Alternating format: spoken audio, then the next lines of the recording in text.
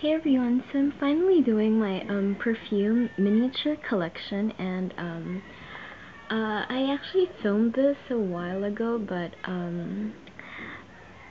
it was a bit dark because the lighting wasn't really that nice, so I decided to do it again. I hope you excuse the noise in the background. There's construction going on outside and there are kids playing, so just don't mind that. So I'll get started. The first two, as you can see, these are very popular perfumes. This is Fantasy by Britney Spears, and this is the flanker, which is Midnight Fantasy. I like them both, but they're very sweet. They're marketed towards a younger crowd, so I don't really wear these as much, especially since they're copied quite a bit. So I mainly wear these when I'm just at home or relaxing. And this one, for some reason, I like wearing when there are kids around because, I don't know, the kids seem to warm up to you more. The next two are also from Britney Spears. That's Curious, the original, and In Control. That was my cat, sorry. I don't really like Curious. It smells a bit like cologne. Like, it's a bit unisex. I mean, it's floral, but I don't know, I just don't like it as much.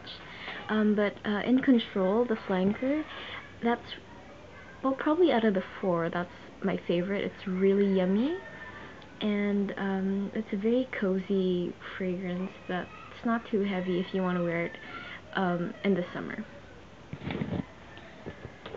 The next two are from Prada. This is Infusion d'Iris, and this is Infusion d'Homme, or for guys. They're actually unisex. I tend to wear this one more, since it starts out softer. They basically dry down to the same fragrance. The one on the left, Infusion d'Iris, is just a bit sharper and more astringent when it comes to its top notes. The next two are also from Prada. This is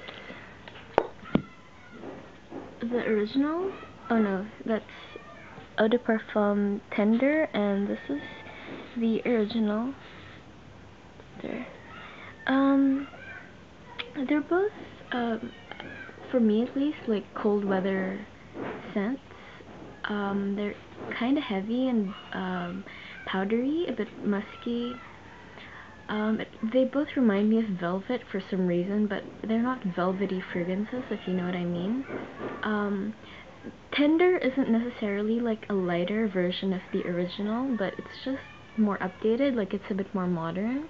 Like, if you like the scent of the original on your mom or your grandma or someone you know, and you're within my age group, like in your 20s, you would appreciate this a bit more. They both also stay on really long and they dry down nicely. I'll go to my BVLGARI scents. The first one is the Blanc, which is the white tea, and this is the green tea. These are unisex, and they are very fresh fragrances. They're a bit spicy.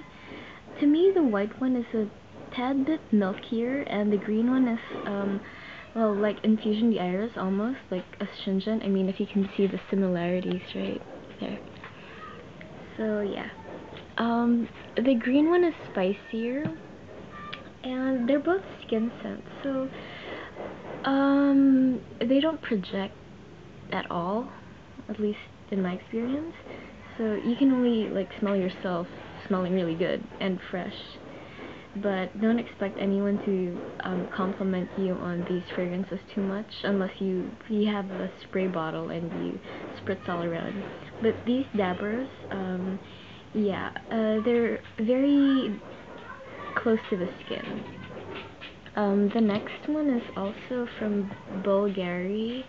This is just the original Eau de Parfum. This one has amazing staying power. like 8 hours or more. And like the first two, it's a very spicy, fresh scent, but this time it's more floral. So I wouldn't recommend a guy wear this because you can definitely smell flowers. But I mean, you know, to each his own. And it's like a syrupy, sticky kind of smell. So you have to be a bit confident to pull this off. These two are also from BVLGARI. This is Omnia Crystalline, and this is the original Omnia, which is red. There you go. This is the one I got first, and it's actually one of my favorite fragrances. Like, if I had a top 10, it would be in the top 5 for sure. It's very fresh and transparent, it's translucent. You think of crystal when you smell it. I can't really say it's floral or anything. It's just very clean, and it's a cool fragrance. So even although it's an eau de toilette, it stays on the whole day. Like, I'm not kidding. It lasts even longer than the BVLGARIs or the Pradas, at least on my skin. And like, the longer it wears and it mixes like with the heat of your body, it's really nice. And the Omnia original, it smells just like crystalline, but it has like a coconut note to it. It's not listed in the notes, but to me it has a hint of Twilight Woods by Bath and Body Works, if you've ever smelled that.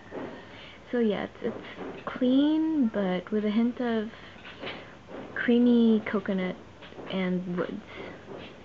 So there. This one is Rosewood by Banana Republic. I also have the rollerball. A lot of people say it's similar to Victor & Rolf's Flower Bomb, but I don't think so. It's heavy, it's syrupy, and it's woodsy also. I think it's a floral musk, but yeah. I wouldn't wear this in the summer. It's more of like a cold weather scent because it's very rich, and yeah, it might be a bit overpowering. These two are from Jean-Paul Gaultier. This is Classique Eau de Toilette, and this is Le Male Eau de Toilette. Again, if I had to pick a top 10, Jean-Paul Gaultier's Classique would be up there, number 1 or number 2 perhaps, but the Eau de Parfum formulation. The Eau de Toilette is okay. I just prefer the richness and the creaminess of the perfume, of the Eau de Parfum, but this is really nice as well. It's very sweet, and it stays on forever, and the longer it stays on your skin, the better it smells. So there. Le Male I also wear occasionally, although it's obviously targeted towards the men, but it's sweet and synthetic in a good way. So give these a try. They're very classic fragrances. This is something my mom used to wear. This is Jessica McClintock. It's really dirty, sorry. It's kind of old. Oh, there you go. I always imagine like a fresh bouquet of white flowers when I smell this for some reason. And it's very, it's like a traditional white floral. You'd imagine a bride wearing it. It's soft, it's feminine, it's delicate, and yeah, it's pretty classic. So yeah, go smell it.